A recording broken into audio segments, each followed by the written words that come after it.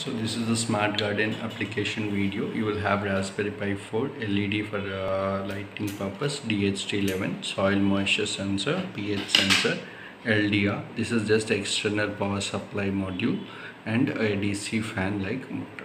So whenever you start your application, the application will start to calculate the DHT11 and the soil moisture pH values, and based on lighting. So you can see here, if I close this LDR sensor, the light goes off. That is, this condition is low lightning, and whenever low lightning is there, the LED will be turned on, and thereafter whenever the soil moisture is low, the fan will turn on and turn off.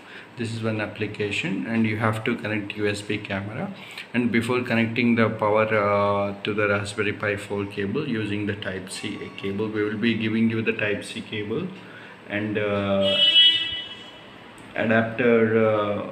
We require, if your mobile phone adapter, you have to use your original mobile phone 2.4 amps adapter only. Don't use any duplicate, and connect it to the adapter. And after connecting, before that, follow our video of hotspot connection, where you have to create your mobile phone hotspot and screenshot the Raspberry Pi. After connecting the mobile phone hotspot and installing the Raspberry Pi video, you to screenshot, you can see the screen has been shared onto the laptop. After screen is shared to your laptop, on desktop you can find, on the laptop Raspberry Pi desktop, you can find an icon called smart irrigation. Double click on this icon and your application starts.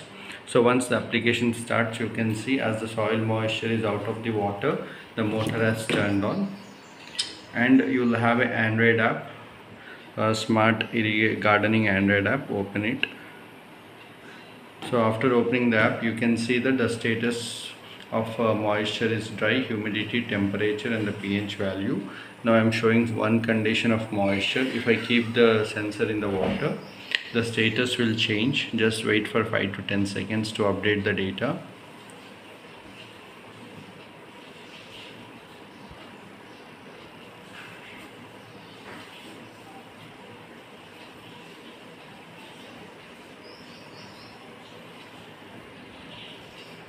So you can see the status has been updated to white.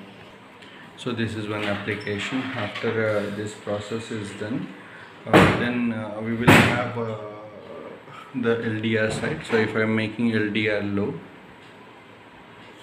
so I am making the LDR low.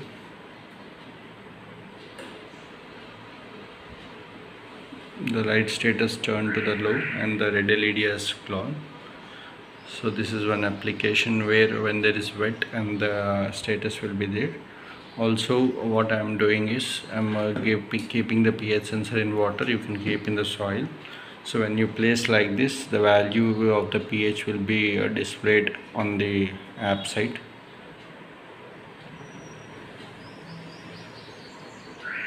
So you can see the pH value also updated. So in this way, the temperature, humidity, light, and the moisture status will be keep on changing. And I've also given the application where directly you can take the picture. I'm pointing the camera. So after camera is connected, if you press take picture button here, so the picture will be taken, and the taken picture will be sent to your Telegram channel. So you can see here, I've just sent the image with the 1146 thing.